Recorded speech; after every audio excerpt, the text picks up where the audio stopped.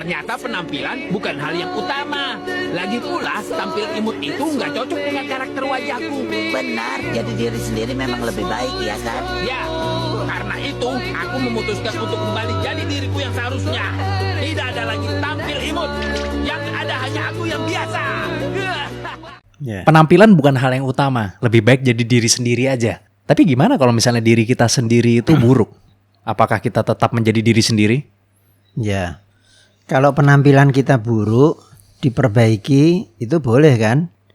Diperbaikinya itu, tapi tidak hanya sekedar konsentrasi di penampilan, tapi kepribadian kita diperbaiki, ya kan? Cara kita bicara, pengetahuan kita, sehingga kalau kita bicara sama orang itu orang tidak merasa orang ini kok Kotor. tidak paham maksud saya, misalnya gitu-gitu kan? Oh iya. Atau kok sempit sekali wawasannya gitu loh. Oh iya. Ya. Kadang orang suka berpikir begitu ya. Iya. Apalagi orang-orang yang cukup cerdas biasanya suka berpikir gitu ya di dalam hatinya ya. Iya. Jadi memperbaiki penampilan tuh tidak mesti penampilan fisik gitu loh. Tapi Ya penampilan fisik itu yang pokok-pokok aja, misalnya kebersihan, rapi. kerapihan gitu kan. Tapi tidak harus berubah, misalnya dengan operasi plastik misalnya kan, atau supaya kelihatan seperti anak-anak, karena ini kan seperti itu ceritanya si siapa itu? Giant kalau ini Giant. Giant. Nah, Iya, dari Giant itu Doraemon. kan dia ingin supaya dia tampil lebih kecil gitu kan. Nah, ya itu kita jangan berkonsentrasi penampilan tuh di fisik kita, tapi konsentrasilah dalam wawasan berpikir, cara berbicara, cara menghargai orang lain. Kita berhadapan dengan orang itu bagaimana menghargai orang itu gitu lah. Jadi diri sendiri itu adalah suatu hal yang tricky juga. Kadang kalau misalnya kita bilang kita jadi diri sendiri, hal-hal buruk pun kita pertahankan. Iya. Karena ya saya memang begini. Apakah kita harus merubah diri kita atau kita jadi diri sendiri? Iya, kita harus berubah. Makanya kan ada sekolah kepribadian ya. Iya kan? Kan ada sekolah kepribadian. Itu kalau orang yang sudah kesulitan dia Itu buat enggak bisa makan-makan itu. enggak. Table manner. Oh, enggak, ya itu salah satunya table manner kan. Tapi kan artinya sekolah kepribadian itu juga bagaimana cara membawakan diri kita di hadapan orang-orang gitu loh. Dan itu mungkin awalnya harus dibuat-buat. Oh gitu ya. Iya, supaya lama-lama menjadi kebiasaan. Sepanjang itu bagus, ya kan? Memberikan citra yang baik dan membuat orang lain lebih nyaman dengan kita, enggak apa-apa. Nggak apa-apa tidak menjadi diri sendiri ya. Ya, kita memaksakan untuk berubah Menjadi lebih baik. menjadi lebih baik. Karena yang benar itu bukan be yourself, tapi be the best of yourself. Iya. Karena gini, kita manusia itu dari dulu kan juga berubah terus mengubah anunya. Seperti dulu orang enggak berpakaian, ya kan? Terus akhirnya menggunakan pakaian dan sebagainya.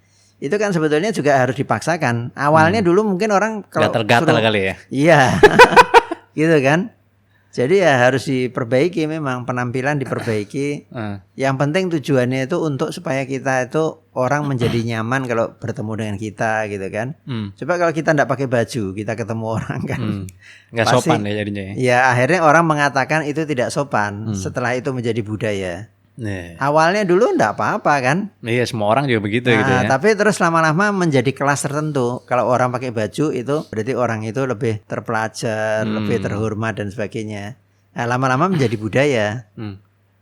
Jadi kita boleh aja mengubah penampilan asal tujuannya itu baik. Ya balik ke poin itu tadi sih apa? Jadilah versi terbaik dari dirimu gitu. Iya, betul. Bukan jadi dirimu gitu. Karena kalau orang cuman be yourself atau jadi dirinya sendiri aja, itu biasanya misalnya dia ada sifat yang negatif, terus habis itu diingetin atau dibilangin jangan kayak gitu, maksudnya ya dia biasanya lah kan emang saya emang begini gitu. Iya. Jadi itu pribadinya juga tidak bagus. Jadi tadi kan ayah bilang sekolah kepribadian kan itu. Dia mesti belajar bagaimana bahwa kita berhadapan dengan orang itu harus menghormati orang itu. Ya kan, di antara menghormatinya gimana ya? Contohnya itu tadi yang saya kasih yang simple. Dulu orang menghadapi orang lain tuh tidak berpakaian enggak apa-apa.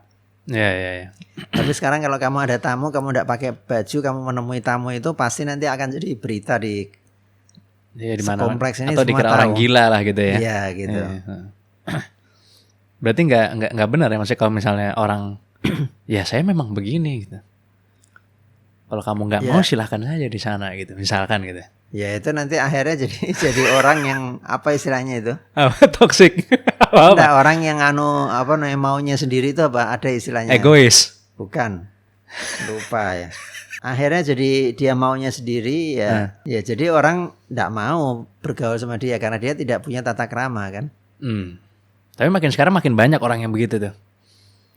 Agak worry juga sih aku ngelihatnya sih. Maksudnya makin banyak orang yang merasa ya ini diri saya gitu.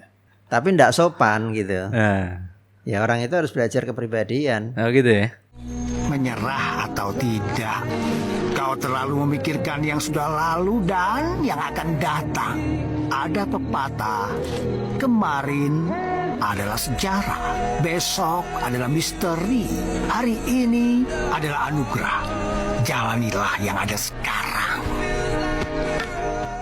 Itu pandangannya orang yang punya pemikiran bahwa kita itu harus selalu bersyukur.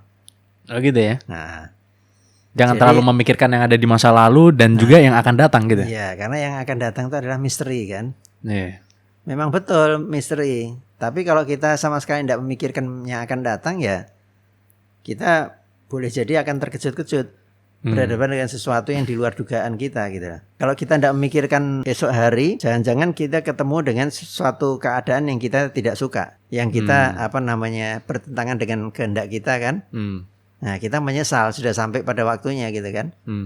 Makanya orang juga suruh memikirkan masa depannya. Tapi mungkin jangan terlalu berpikir masa depan dan masa yang lalu sehingga melupakan yang sekarang gitu. Mungkin itu maksudnya. Iya.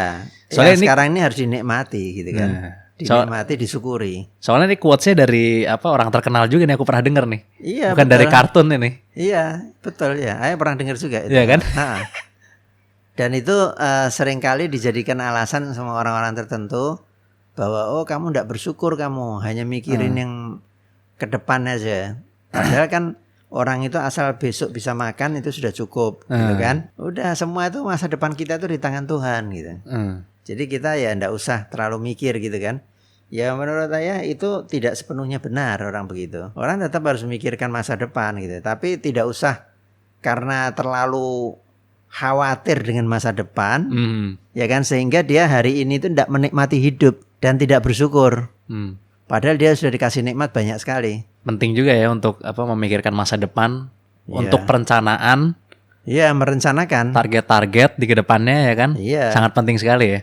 Dan masa depan tuh ya kita harus bicara bukan cuma sehari 2 hari. Hitungan tahun lah. Nah, iya. Dan penting juga untuk memikirkan masa lalu untuk refleksi mungkin. Memikirkan masa lalu sebagai pembelajaran kita. Supaya tidak terjadi kesalahan yang sama diulang-ulang. Gitu. Tapi jangan jadikan masa lalu dan masa depan sebagai penjara yang membuat kita tidak bisa menikmati masa yang sekarang. Itu kata yang paling tepat itu. Dulu kau sudah dapat kesempatan dan kau gagal. Kau harus berhenti hidup di masa lalu. Hadapilah semua sebab kau hanya melukai hatimu. Berhentilah hidup di masa lalu karena itu hanya menyakiti dirimu saja. Gimana menurut saya? Iya, yang itu maksudnya adalah kan orang jangan terpaku dengan masa lalunya gitu kan. Berhenti hidup di masa lalu berarti kan dia terpaku dengan masa lalunya. Iya. Dan dia tidak move on ya. Iya. Nah, tidak move on. Sehingga dia hanya berpikir yang dulu-dulu aja. Menyesal. Saya itu dulu adalah bos gitu, banyak juga gitu tuh. Iya. Kalau orang tua tuh banyak gitu. Iya, kalau orang tua banyak juga yang istilahnya apa namanya? Sindrom post power syndrome. Post power syndrome. Jadi orang yang punya power syndrome itu selalu dia bercerita tentang masa lalunya dia gitu kan. Nah, kadang-kadang yang bahaya itu adalah masa lalu yang tidak enak. Masa lalu yang tidak enak diulang-ulang terus, itu menyebabkan dia akhirnya terpenjara itu tadi. Dengan masa lalunya itu, sehingga dia lupa memikirkan masa depannya. Makanya ada juga orang yang banyak itu, bukan ada orang yang pensiun pejabat ya, pensiun setahun 2 tahun meninggal. Nah gitu ya, karena post power syndrome tadi itu ya. Iya, karena dia lihat sekarang sudah tidak ada yang bukakan pintu mobil, tidak ada yang bukakan tasnya dia gitu kan. Sehingga dia akhirnya merasa tertekan, Ah. ya muncul penyakit-penyakit macam-macam dan karena usia tuanya itu muncul berbagai macam penyakit gitu kan. Sehingga gerakannya terbatas, terus teman juga ndak ada, sudah pada pergi pada menghindar sama dia karena sudah ndak punya kebutuhan sama dia kan, ndak punya kepentingan. Jadi orang menjauh sama dia. Akhirnya dia sendirian. Ya ndak lama meninggal. Karena mungkin yang bisa dia tawarkan hanya itu aja ya maksudnya. Jadi orang pada menjauh setelah jabatannya hilang gitu loh. Iya. Yang bisa dia tawarkan ke teman-temannya cuma bantuan dengan menggunakan jabatannya itu maksudnya. Iya. Orang memanfaatkan dia karena dia menduduki jabatan. Ketika dia sudah tidak punya jabatan ya sudah tidak ada orang datang lagi. Tapi mungkin kalau orangnya baik mungkin orang masih mau datang gitu. Oh iya. Ya kan? Orang bisa aja orang belajar, orang bertanya tentang segala sesuatu gitu kan. Balik lagi ke yang tadi, masa lalu dijadikan untuk refleksi aja, tapi kita jangan hidup di masa lalu gitu ya. Iya, betul. Nah. Banyak orang bilang dia tidak benar-benar pergi selama kita tetap mengingatnya. Menyakitkan. Aku tidak melihat adanya luka fisik. Itu jenis luka yang berbeda. Kau adalah pasienku. Aku ingin membantumu. Kau tidak bisa mengobatinya, kawan. Katanya manusia itu tidak benar-benar pergi selama kita masih mengingatnya. Ini sebenarnya agak relate sama banyaknya pertanyaan yang masuk ke DM aku yang bertanya, saya rindu sama orang tua saya yang udah meninggal. Apa yang harus saya lakukan gitu. Banyak yang bertanya kayak gitu. Kalau menurut Ayah gimana? Ya. Ya, jadi memang itu keterikatan kalau sama orang tua itu kan memang agak beda memang ya. Ada keterikatan gitu kan. Karena dulu ada orang tuanya, mungkin dia dulu waktu orang tuanya masih hidup dia terlalu tergantung sama orang tuanya bisa. Seperti itu, ya kan? Atau dia waktu orang tuanya masih hidup dia perilakunya tidak baik sehingga mengecewakan orang tuanya. Akhirnya dia ketika orang tuanya udah meninggal dia menyesal. Nah, perbaiki diri, berbuat baik kepada orang lain. Kalau di dalam Islam tuh orang dianjurkan kalau orang tuanya udah meninggal katanya suruh pergi silaturahim ke tempat teman-temannya orang tuanya gitu. Oh, gitu ya. Dan berbuat baik. Jadi datang ke situ bawa oleh-oleh gitu. Ya kan, atau datang ngobrol sama temannya ayahnya yang sudah almarhum itu atau ibunya gitu kan. Jadi itu yang harus dilakukan seperti itu. Dan selanjutnya ya mengikuti petuah-petuahnya dia dulu. Misalnya ini dia dulu suka mabuk-mabukan misalnya kan. Terus sama orang tuanya dikasih tahu, kamu berhenti jangan mabuk-mabukan. Ya sekarang ini jangan mabuk-mabukan lagi gitu loh. Itu aja contohnya. Jadi menjalankan apa yang dikehendaki oleh orang tua dalam arti kata sepanjang kita mampu mengerjakannya. Kalau kita tidak mampu mengerjakannya, kita berusaha mendekati keinginan yang orang tuanya dulu itu, supaya ada rasa berdosanya berkurang gitu lah. Karena dulu dia membuat kecewa sama orang tua kan. Dan itu akan mengobati rindu gitu.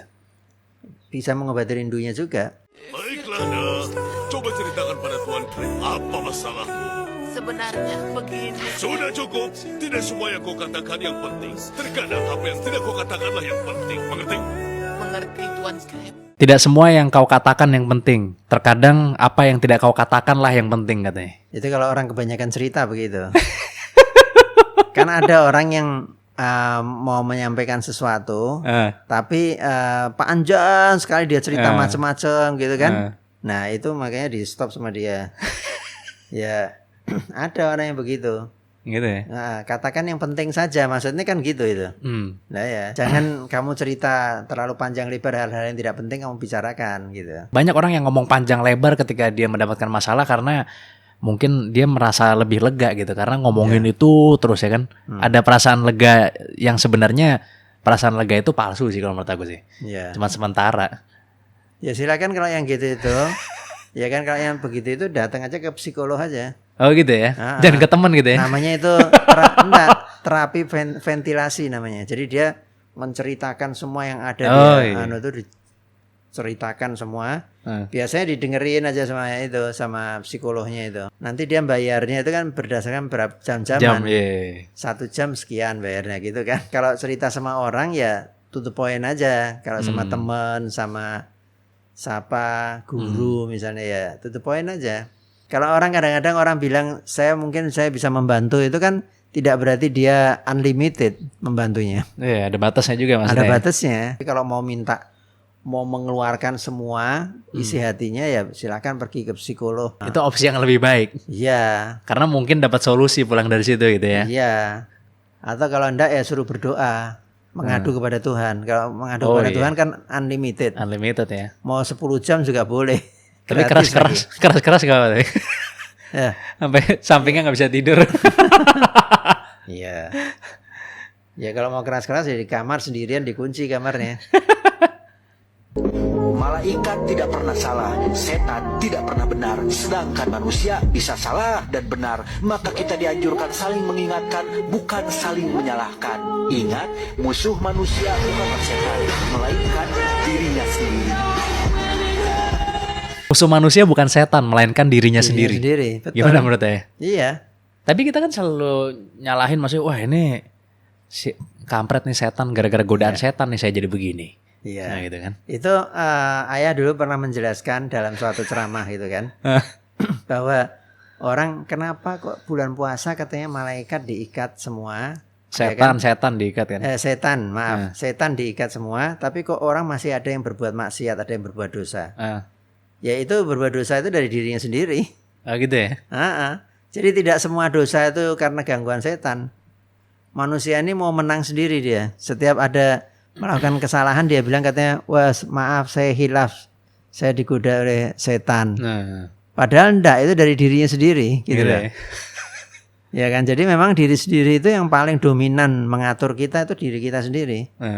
Oleh karena itu ya kita menata hati, menata sikap, ya kan, termasuk menata tutur kata dan sebagainya, untuk supaya kita bisa mengendalikan diri. Kalau kita bisa mengendalikan diri, ya otomatis kita akan lebih mudah menyelesaikan masalah-masalah yang rumit atau kesulitan-kesulitan. Jadi nggak melulu salah setan gitu ya? Enggak. Kan soalnya kan banyak yang beralasan, Iya. ya saya gelap mata, melakukan ini karena gelap mata, gitu kan?